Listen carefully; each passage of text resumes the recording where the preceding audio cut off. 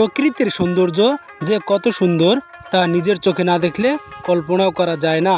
গ্রাম বাংলার এইরকম সৌন্দর্য দেখলে কার না ভালো লাগবে। মনে হচ্ছে প্রকৃতির যত সৌন্দর্য ছিল সব কিছু এই গ্রাম বাংলায় ঢেলে দিয়েছে।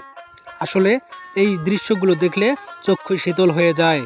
আর তাই তো এইরকম সৌন্দর্য দেখে গ্রাম বাংলার মেয়েরা সরিষা ক্ষেতের মাঝেই নাচানাচি শুরু করে দিয়েছে। আর এই রকম গরু দিয়ে মই চাষ করা শুধু গ্রাম বাংলায় দেখতে পারবেন। এই দৃশ্য এখন বিলুপ্ত হওয়ার পথে। এই দৃশ্যটা দেখে একটা কথা মনে পড়ে গেল যে 2026 সালেও মনে হয় যে 90 দশকের আবির্ভাব।